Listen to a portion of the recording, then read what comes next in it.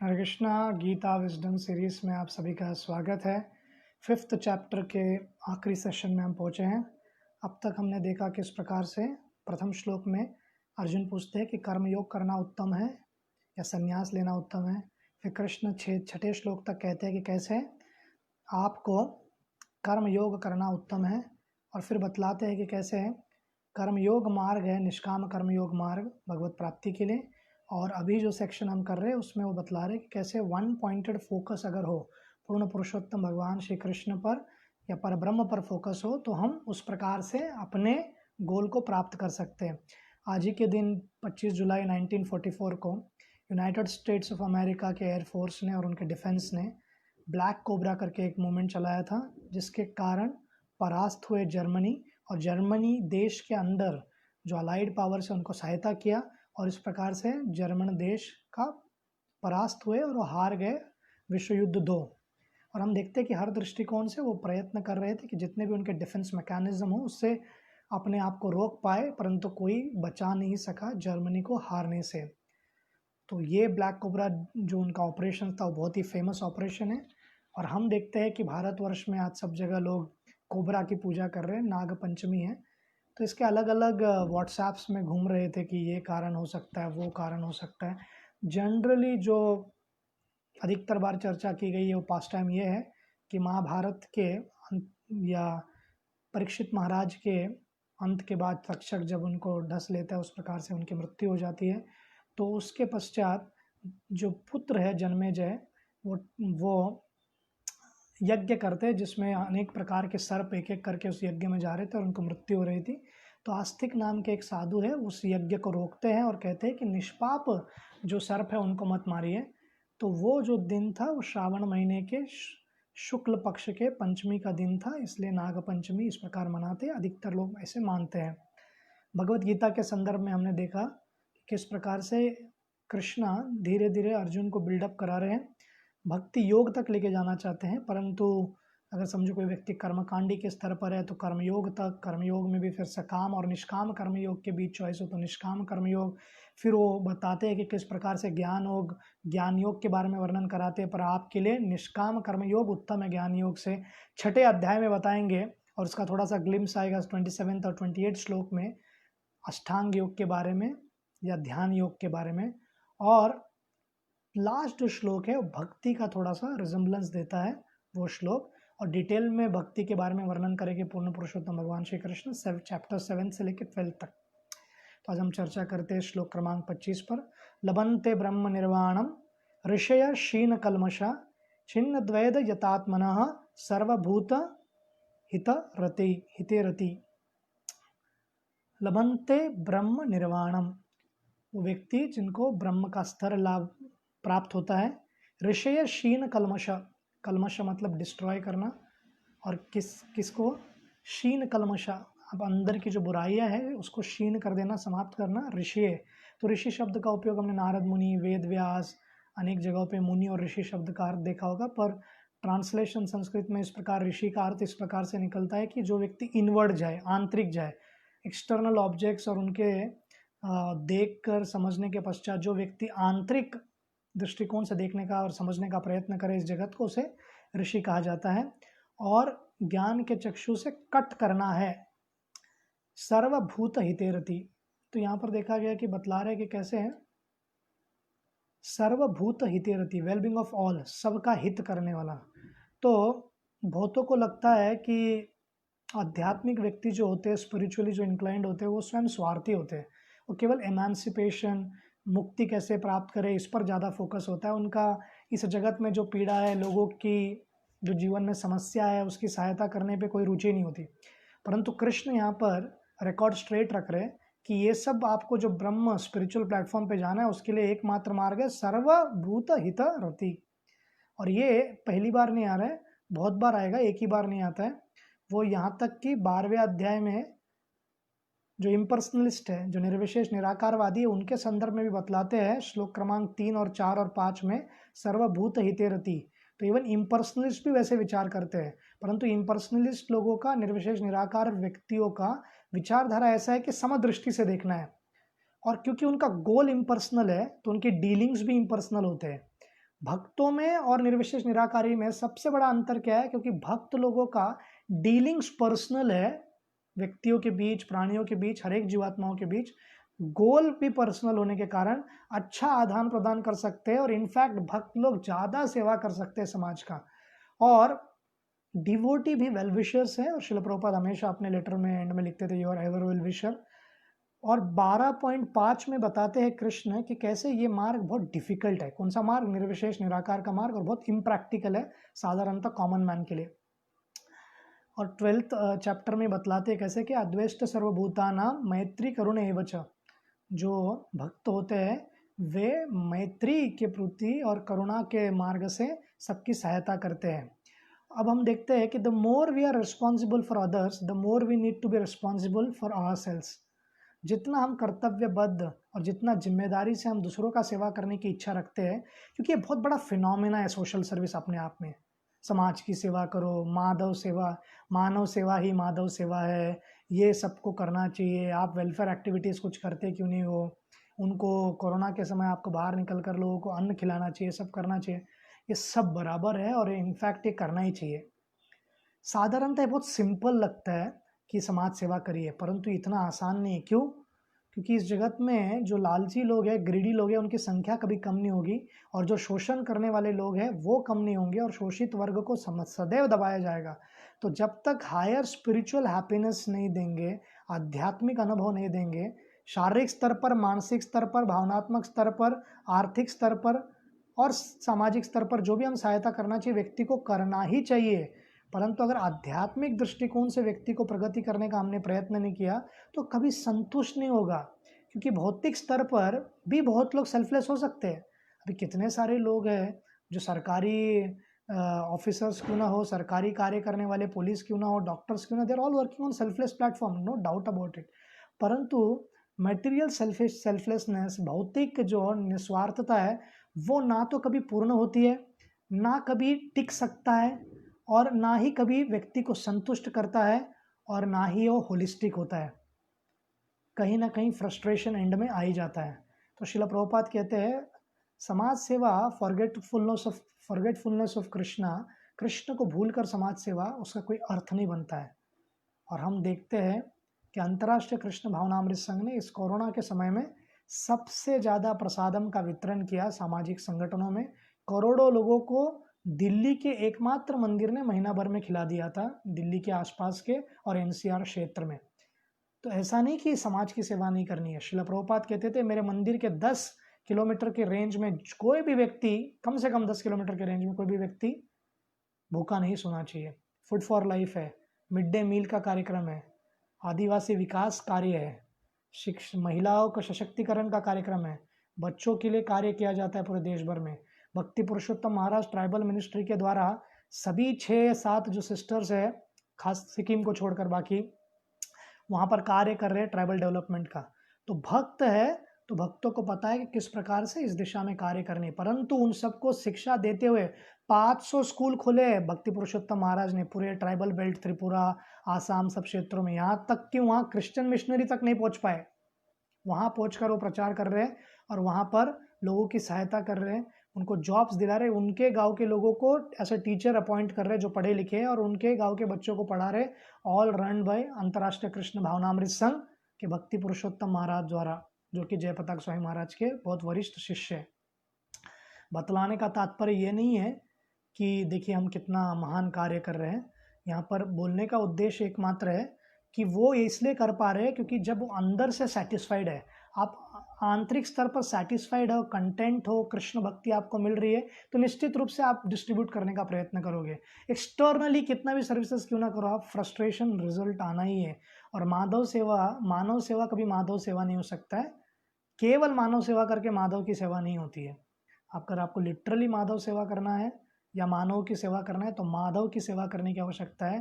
पेड़ के मूल को अगर हम पानी देंगे तो पेड़ का हर एक अंग पोषित होगा, पेड़ के हर एक अंग को हम ऊर्जा पहुंचा सकते हैं, न्यूट्रिशन पहुंचा सकते हैं। तो उसी प्रकार कृष्ण अब बतलाएंगे कैसे कि ऐसा व्यक्ति, जिस व्यक्ति को मुक्ति प्राप्त करना है, वो कैसे प्राप्त करे।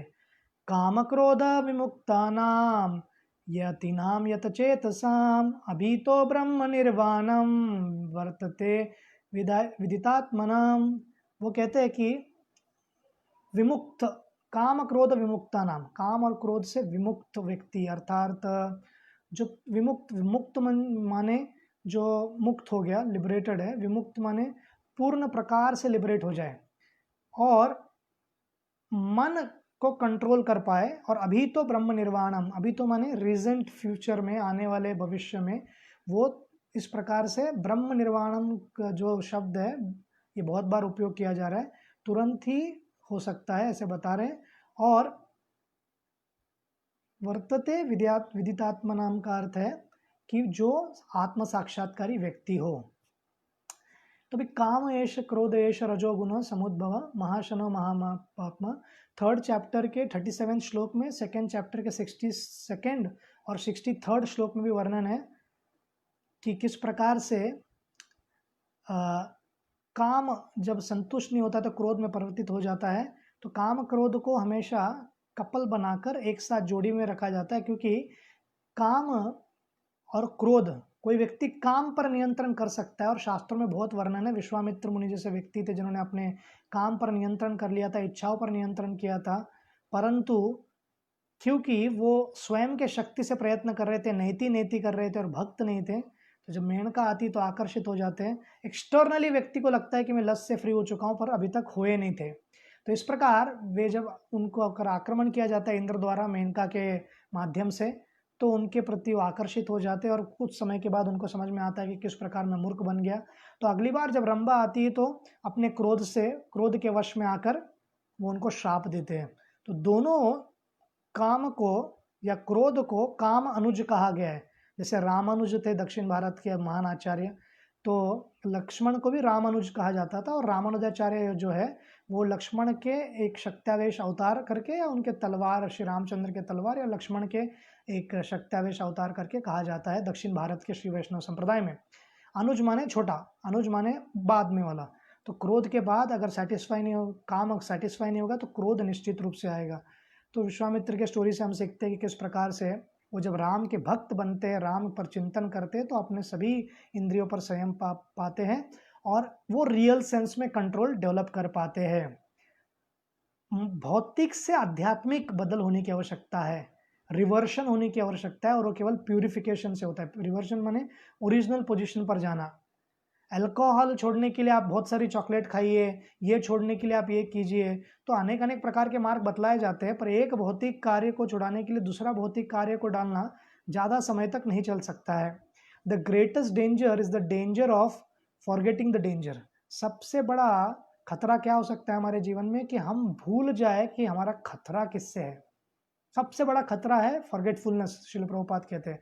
तो हमको कभी नहीं भूलना चाहिए भक्ति के मार्ग में प्रैक्टिस करते हुए कि हम काम और क्रोध के वश में किसी भी क्षण आ सकते हैं। निरंतर हमको प्रयास क्या करना है, कृष्णा के बारे में स्मरण करते रहना है। कृष्ण यहाँ पर डायरेक्टली माम क्यों नहीं कर रहे, कृष्ण स्वयं को संबोधित क्यों नहीं कर रहे, क्योंकि कृष्ण यहाँ पर बतला रहे हैं कि कैसे वो जो भक्ति प्रिंसिपल आएगा वो 7 चैप्टर से आएंगे और उसमें डिटेल में बताएंगे। और हम देखते हैं कि इस जगत के झंझट से, जटिलता से, इस जगत के एंटैंगलमेंट से हर धार्मिक मार्ग, खास करके बुद्धिस्ट मार्ग, जैन मार्ग और अन्य मार्ग बतलाते हैं, परंतु पर्पस किधर रुक जाता है, उनका गोल किधर रह जाता है। जो गोल है रियल सेंस में जो अचीव करना है, वो स्पिरिचुअल डायरेक्शन और स्पिरिचुअल जो गोल है वो क्लियर नहीं होने के कारण वो निराशा में बदल जाती है। जब हमारा गोल क्लियर है कि वैकुंठ जाना है, भगवान के पास जाना है, तो हृदय जो है ना वो पूर्ण रूप से संतुष्ट रहता है, और संतुष्ट रहने के कारण व्यक्ति इस जगत से विरक्ति भी जब करता है तो ड्राई विरक्ति नहीं रहता है। सो मटेरियल से स्पिरिचुअल हमारा प्यूरिफिकेशन होने की आवश्यकता है। मटेरियल से हमको डायरेक्ट स्पिरिचुअल कुछ तो रिप्लेसमेंट की आवश्यकता है, अन्यथा हम आज नहीं तो कल फिर से उन आदतों में चले जाएंगे। अब एक ऐसा सेक्शन जहाँ पर 27 और 28 में योग को थोड़ा सा बतलाते हैं कृष्ण, और वो कहते हैं स्पर्शन कृत्वा बहिर्बाह्यं चक्षुषा चैवंत्रे भ्रुवो प्राण अपानो समयो कृत्वा नासाभयंतरचारिणो यतेन्द्रिय मनो बुद्धिर्मुनिर्मोक्ष परायणा विगते च भय क्रोध यह सदा मुक्त एव स। तो काम ठीक है, क्रोध ठीक है, भय कहाँ से आया? तो वीत राग भय क्रोध 4.10 में भी इसका वर्णन है, 2.15 में भी वर्णन है। व्यक्ति को इस जगत से विरक्ति हो सकती है बहुत बार। इस जगत से विरक्ति इसलिए निर्माण होती है कि बार बार दुख मिल रहा है, परंतु रिनंसिएशन के लिए क्वालिफिकेशन है attraction for the other world, आध्यात्मिक जगत के प्रति आकर्षण होना चाहिए। और इसलिए शिल प्रभुपाद बतलाते कि अपने नेत्र को खुले रखकर हमको क्लियरली हमारा गोल क्लियर पता होना चाहिए कि वैकुंठ जाना है, और प्रयत्न करना है कि हमको आध्यात्मिक जो साधना करते तभी सोना नहीं है। शिल प्रभुपाद एक बार जोरदार कीर्तन कर रहे थे और उस कीर्तन में सभी भक्त नाच रहे थे, तो एक भक्त ने बहुत सेवा की थी तो बहुत थका हुआ था, तो हरे कृष्ण महामंत्र का कीर्तन करते वो छलांग लगाता है, पर उसको जैसे ही वो ज़मीन से थोड़ा ऊपर जाता है 3-4 फीट, तो उसको वहाँ नींद लग जाती है और ज़मीन पे वो फेस पे गिर जाता है। तो सब भक्त हंसते लगते हैं और फिर उसको उठाते भी है। बोलने का तात्पर्य है कि हम जब आध्यात्मिक प्रैक्टिसेस करते हैं तो हमको जागरूक रहने की आवश्यकता है, और ये जागरूकता का मार्ग ही बतला रहे हैं कि कैसे एक्सटर्नली आप सेंस ऑब्जेक्ट से दूर रहकर इंटरनली कृष्ण से जुड़ना। तो पहला जो 27 श्लोक है वो एक्सटर्नल सेंस पे कह रहे हैं। स्पर्श साधारणतः टच को कहा जाता है, पर स्पर्श यहाँ पर सेंस ऑब्जेक्ट्स जो इंद्रिय भोग के वस्तु है उनसे उन पर कहा गया है, उनको संबोधित किया गया है। और यहाँ पर महत्व का क्या है? The concentration point is not the point of concentration. Concentration point का मतलब कहाँ पे फोकस करना है, और पॉइंट ऑफ कॉन्सेंट्रेशन मतलब पर्पस ऑफ फोकस, क्यों फोकस करना है। तो अल्टीमेट फोकस अगर हमारा क्लियर नहीं कि हमको आध्यात्मिक जगत जाना है, भगवान श्री कृष्ण की सेवा करनी है, इस जगत से हमको वहाँ पर जाकर निरंतर सेवा ही करना है, तब तक हम खुश नहीं रह पाएंगे, आनंदित नहीं रह पाएंगे। कॉन्सेंट्रेशन हर फील्ड में होता है। क्रिकेटर जब खेलता है तो उसको कॉन्सेंट्रेशन लगता है, पर उसका अर्थ नहीं कि उसके कॉन्सेंट्रेशन के कारण लिबरेशन मिलता है। कोई व्यक्ति पॉर्न देखने का एडिक्टेड है तो पूरा कॉन्सेंट्रेशन के साथ देखता है, इसका अर्थ नहीं कि वो गंदी आदतों से मुक्त हो जाता है या उसका फोकस बढ़ जाता है आध्यात्मिक दृष्टिकोण से। तो पॉइंट ऑफ कॉन्सेंट्रेशन बहुत महत्वपूर्ण है कि हमारा पर्पस क्या है कॉन्सेंट्रेट करने के लिए। इस जगत का तपस्या हो, शिक्षा हो, अभ्यास हो, या कोई भी तपस्या क्यों ना हो, क्यों कर रहे हम, ये बहुत आवश्यक है। आखिर में कृष्ण भक्ति का थोड़ा ग्लिम्स देंगे 29 श्लोक में। वो कहते हैं, भोक्ताराम यज्ञ तपसम सर्वलोक महेश्वरम सूर्दम सर्वभूतानाम ज्ञात्वा माम शांतिम रक्षति। तो यहाँ पर हम देखते हैं कि किस प्रकार से हर प्रोसेस, हर बैकग्राउंड के लोगों को पीस चाहिए, शांति चाहिए। तो शांति पीस फॉर्मूला करके पैम्फलेट छापते थे शिल प्रभुपाद और बांटते थे। तो कोई कहेगा यार ये क्या है, कृष्ण के, अगर कृष्ण भोक्ता है, कृष्ण स्वामी है, कृष्ण एंजॉयर है और मैं उनका केवल फैसिलिटेटर हूँ, ये जानने से विश्व में शांति आ सकती है क्या? दो देश अपने जीवन के, कोसोवो और साइबेरिया, ये अपने मैटर सॉल्व करने का प्रयत्न कर रहा है। अल्बेनिया और साइबेरिया के बीच हजारों वर्षों से फाइट है, वो अपना प्रॉब्लम सॉल्व करने का प्रयत्न कर रहे हैं। टर्की और ग्रीस का नहीं जमता है। रशिया और यूक्रेन का वॉर चालू है। अमेरिका और रशिया का कोल्ड वॉर निरंतर चलता रहता है। भारत पाक का वॉर है। इंडिया चाइना का चल रहा है। तो ये सब कैसे, क्या केवल भोक्ताराम यज्ञ तपसम सर्वलोक महेश्वरम सुनने के बाद व्यक्ति को पूर्ण प्रकार से पता चल जाएगा कि इससे ऊपर आना है? समझने की आवश्यकता यहाँ पर यह है, महत्वपूर्ण बात यह है कि जब तक इंटरनली व्यक्ति पीसफुल नहीं है, इंटरनली व्यक्ति सेटिस्फाइड नहीं है, तो एक्सटर्नली शांति ला नहीं सकता है। आंतरिक शांति होगी तो बाहर के लोग हम दे पाएंगे। और आंतरिक शांति हम कैसे निर्माण कर सकते हैं? जब एक्सटर्नल सिचुएशंस को हम कंट्रोल कर पाए। और वो कैसे कर पाएंगे? जब हम जाने कि कृष्ण भोक्ता है, हमारे हित चिंतक है और हमारे स्वामी है। और इसके लिए हमको फर्स्ट दुनिया में पीस लाने से पहले मेक पीस विद गॉड। कोई व्यक्ति कहेगा यार भगवान से मेरा क्या पंगा है, भगवान से मैं थोड़ी ना कभी लड़ाई करता हूँ, भगवान के बारे में थोड़ी ना कभी बुरा बोलता हूँ, मैं तो उनका शुभचिंतक ही हूँ। नहीं, द मोमेंट हमको इंडिपेंडेंटली भोग करने की इच्छा होती है, इंडिपेंडेंटली एंजॉय करने की इच्छा होती है, तो समझ लेना चाहिए हमको कि हमारा भगवान के प्रति द्वेष है, हम भगवान से compete कर रहे हैं। भगवान का पोजीशन क्या है? नेचुरली ही सुप्रीम एंजॉयर। क्यों? क्योंकि वो इस जगत के स्वामी हैं, परंतु उनको आनंद देने में हम उनसे ज़्यादा आनंद लेते हैं, और ये जानने की आवश्यकता है। और हृदय में शांति आने के बाद हम दूसरों को भी शांति प्रदान कर सकते हैं, और ये पीस फॉर्मूला है। और इस जगत में हम देखते हैं कि जब इस प्रकार की शांति हमको मिलती है तो रोष निर्माण होता है, रिजेंटमेंट निर्माण होता है। तो 3 दिशा में ये रोष बाहर निकल सकता है। एक तो आउटवर्ड्स, बाहर के दिशा में हर एक लोगों को हम कहते हैं कि विक्टिम कार्ड हम खेलते हैं, इसके कारण मैं ऐसा हुआ, इसके कारण मैं ऐसे हुआ, ये व्यक्ति के कारण मेरे जीवन में दुख है, ये व्यक्ति के कारण मेरे जीवन में दुख है, दूसरों को हम कारण देते रहते हैं। इनवर्ड चला जाता है कोई व्यक्ति, वो कहता है कि अरे मैं ऐसे ही हूँ, मैं लूज़र हूँ, मैं कुछ नहीं कर सकता, मेरे जीवन में कुछ प्राप्त नहीं कर सकता, मेरे कुछ बस का ही नहीं है, सब मुझसे नहीं होगा। और लो कॉन्फिडेंस, फिर लो सेल्फ एस्टीम, फिर उसके बाद डिप्रेशन में जाना, फिर वो विचार करना कि मुझसे कुछ नहीं हो सकता, और अल्टीमेटली ऐसे लोग एंड कर देते हैं अपने जीवन को। और एक है अपवर्ड्स, एक है आउटवर्ड्स बाहर की दिशा में, एक है इनवर्ड खुद पे ऊपर वो दोष करना, रोष आया तो, और एक है अपवर्ड्स अल्टीमेटली कोई नहीं मिला तो मंदिर का घंटी बजाकर भगवान को सब दोषों का कारण समझना, भगवान के प्रति हमारा भाव ऐसा रखना कि इनके कारण ये सब दुख हो रहा है। तो हमको ये समझने की आवश्यकता है कि हम सबको सहायता की आवश्यकता है, पर जिस व्यक्ति से हमको रोष है भगवान से, उससे हम सहायता ले तो कैसे ले। तो all we need is help. कोई व्यक्ति इस जगत में नहीं जिसको हेल्प नहीं चाहिए। मैं आज ही एक छोटा सा डॉक्यूमेंट्री देख रहा था ब्रायन लारा के बारे में, वेस्ट इंडीज़ का एस क्रिकेटर, सॉलिड क्रिकेटर। वो 50 साल के हुए रिसेंटली, गोल्फ खेल रहे थे, तो उनको एक पॉइंट पूछा गया, what will you define success of your life. तो कोई समझेगा उनका 375 उन्होंने जो खेला, या उनके बहुत सारे इनिंग्स, सुपर्स इनिंग्स थे, या उन्होंने 501 जो बनाया, जो कि फर्स्ट क्लास क्रिकेट में सबसे ज़्यादा रिकॉर्ड है, जब वो खेल रहे थे डरम के बिहाफ में, इंग्लिश काउंटी में। ये सब नहीं है। उन्होंने कहा the success of my life is I was able to have someone whom I can say they are my real friends। मेरे जीवन में ऐसे लोग जिनको मैं मित्र बोल सकता हूँ और मित्र के भांति मेरे साथ रहे। तो ऐसे मित्रों को मेरे जीवन में बहुत सारे लोग थे, इसलिए मैं सुखी था, इसलिए मैं बहुत आनंद में था। So he counters the friend is the best thing, best asset. तो हर एक व्यक्ति को अच्छे मित्रों की आवश्यकता होती है, परंतु अच्छा मित्र ये नहीं है जो हमको यस बॉस की तरह रहे, या केवल हमारी इंद्र तृप्ति में सहायता करे, या केवल जो मैं कहूँ वो सही है। नहीं, अच्छा मित्र वो है जो हमको इस जगत में हॉरिजॉन्टल रिलेशनशिप के लिए भी अच्छा करे, और जो भगवान से हमारा रिलेशन है वर्टिकल रिलेशनशिप, उसमें सहायता करे। तो सर्जियन के हाथ में चाकू होता है, अज्ञानी व्यक्ति को लगेगा कि ये काट रहा है इसकी बॉडी को, परंतु भगवान भी वैसी सर्जन है जो हमारे जब भक्ति मार्ग का हम पालन प्रारंभ करते हैं तो धीरे धीरे चिंदंती कोविदास्तस्य को न कुर्यात कथारथिम, धीरे धीरे काट करके हमारे जो आसक्ति है उसको धीरे धीरे काटना प्रारंभ करते हैं।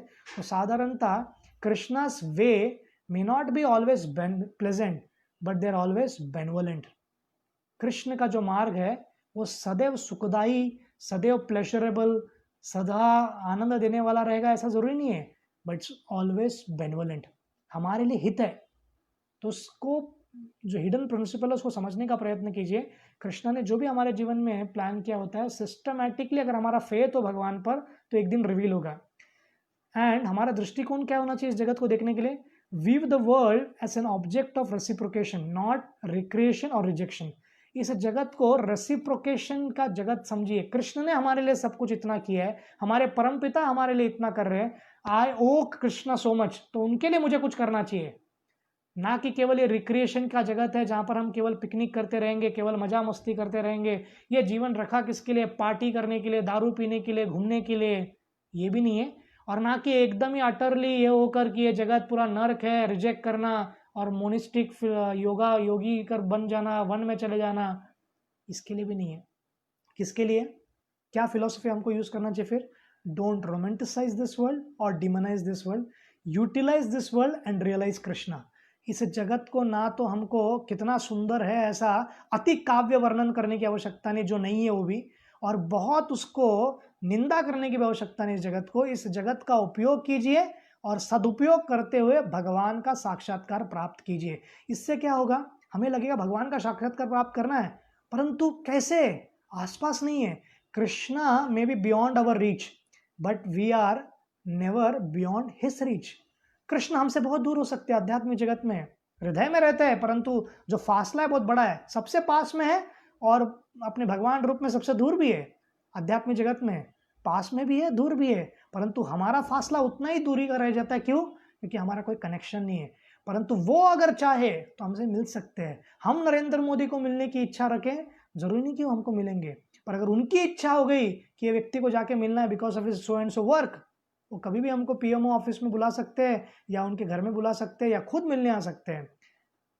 तो इसलिए हमको समझने की क्या बात है, सबसे इंपॉर्टेंट प्रिंसिपल क्या जीवन में समझने का, Krishna is the best enjoyer and he is the best source of wonderful enjoyment.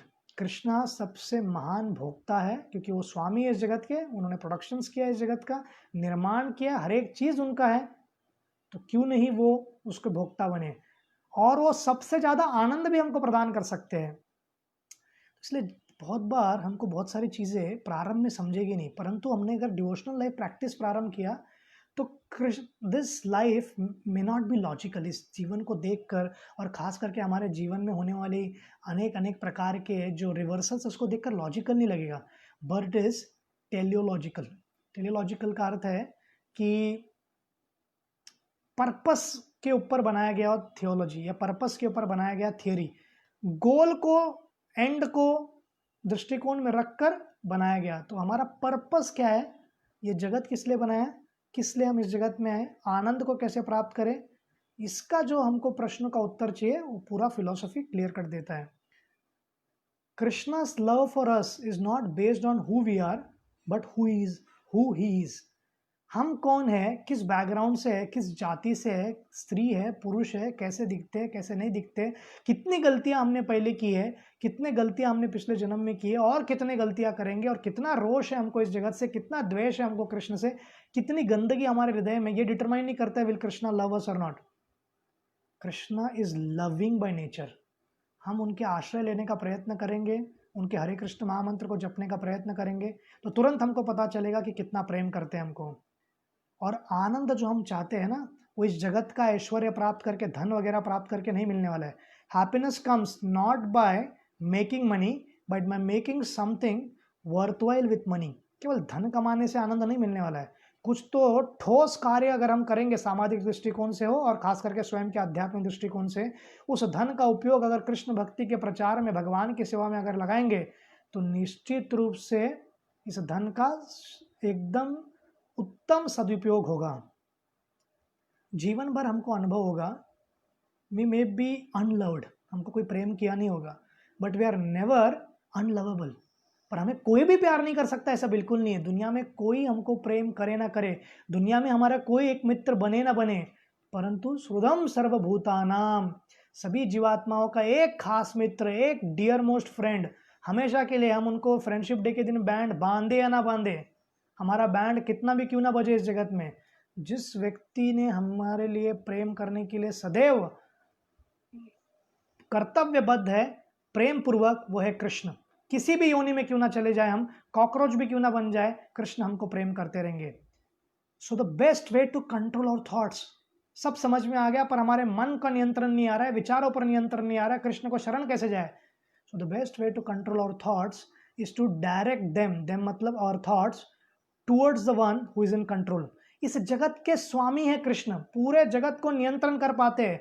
क्या हमारे विचारों को नियंत्रण नहीं कर पाएंगे, क्या हमारे विचारों को सही दिशा नहीं दे पाएंगे, क्या हमारे विचारों को नकारात्मक से सकारात्मक नहीं कर पाएंगे, क्या हमारे क्षमताओं को पूर्ण उपयोग करके कृष्ण में वो शक्ति नहीं है कि उससे कुछ तो अच्छा क्रिएट करे। उदाहरण है, अनेक अनेक उदाहरण है शास्त्रों में, जहां ध्रुव महाराज 5 वर्षीय बालक ब्रह्मा जी से अच्छा लोक प्राप्त कर सके। इसी जगत में ध्रुव तारा का लोक प्राप्त किया उन्होंने, जहाँ पर वह विष्णु जी स्वयं विराजमान है और उनकी सेवा लेते हैं ध्रुव की, और 11,000 वर्ष तक इस पृथ्वी पर, या उससे ज़्यादा वर्ष तक, उन्होंने हजारों वर्ष तक इस पृथ्वी पर राज्य किया। तो हमारी ये सब पता चलने के बाद भी हमारा सबसे बड़ा समस्या क्या है, हमारी सबसे बड़ी कमजोरी क्या है? Our greatest weakness is our unwillingness to believe in Krishna's love for us. हमारा सबसे बड़ा समस्या क्या है? हम समझ नहीं पाते कि Krishna is our dear most friend. और कृष्णा आपका भी डियर मोस्ट फ्रेंड बन सकता है, मेरा भी बन सकता है, पूरे 135 करोड़ भारतीयों का भी बन सकता है, पूरे 7-7.5 से करोड़ जो विश्व में लोग हैं उनका भी बन सकते हैं, और जितने भी जीवात्मा पूरे ब्रह्मांड में है उन सबके बेस्ट फ्रेंड बन सकते हैं कृष्ण। और हर एक को ऐसा रियलाइजेशन दे सकते हैं कि वो केवल उनके लिए बने हुए हैं, and that only Krishna can do. So in all situation, Raslila में इतनी सारी गोपियां थी पर हर एक गोपी को लगता था कृष्ण केवल मेरे साथ है। गोप जब लंच लेते थे कृष्ण के साथ, गाय जब घास खाती थी गाय और जो उनके बछड़े, तो ये जब अपना लंच लेते थे, हर एक व्यक्ति को लगता था कृष्ण मेरे पास ही देख रहा है। सब सर्कल में रहते थे, सर्कल में बैठते थे, इतने सारे गोप थे, तो हर गोप को लगता था कृष्ण मेरे पास ही देख रहे हैं।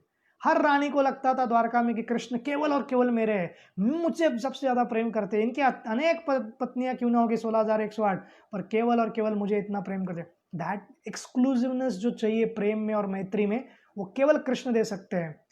तो इस श्लोक के भोक्ता राम जो लाइन है, उससे पता चलता है कि जो गोल है वो कर्मकांडी और कर्मयोगी लोगों का जो एंजॉयरशिप मेंटालिटी है, वो भी अगर साइकोलॉजी हो तो उससे पता चलता है कैसे कि कृष्ण बतला रहे कि इनके मैं स्वामी हूँ।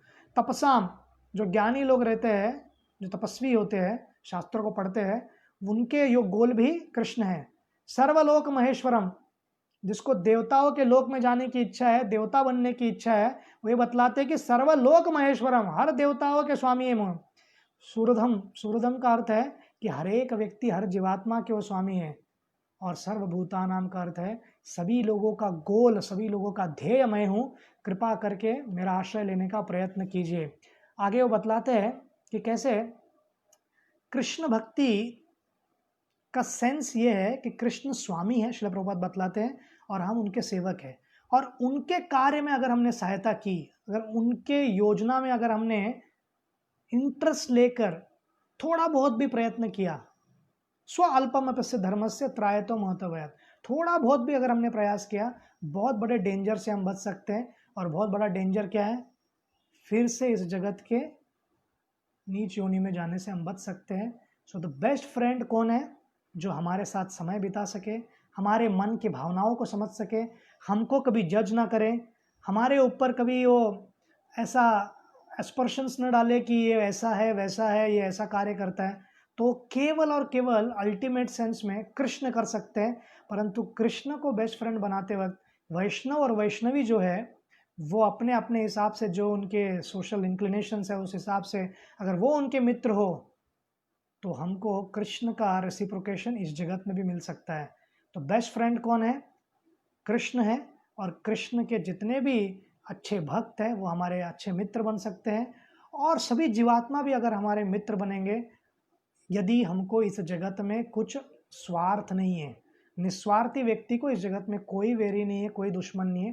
प्रैक्टिकल लेवल पे हमको जो भी करना पड़े हमारी सुरक्षा के लिए, जब तक ये शरीर है, जिस देश में हम रहते हैं उस सुरक्षा के लिए, उसकी सुरक्षा के लिए, समाज के, परिवार के लिए, वो सब करना चाहिए। नथिंग, ये नहीं कह रहे कि हम इम्प्रैक्टिकली, आपको समझना चाहिए कि कल अलकायदा आपके इधर आ जाए तो आप कहोगे सुरदम सर्वभूतानाम, वो मेरा बोलने का तात्पर्य नहीं है। हमारे बताने का एकमात्र तात्पर्य क्या है? Ultimately we have to accept the fact of life, Krishna is our ever well wisher। और कृष्ण के महान भक्त श्रील प्रभुपाद भी हमेशा हर एक लोगों को यही सहायता देने का प्रयत्न करते थे, और अनेक अनेक वर्ग के लोगों को उन्होंने सहायता दी। तो ऐसे संत और भगवान ही हमारे सबसे महान मित्र बन सकते।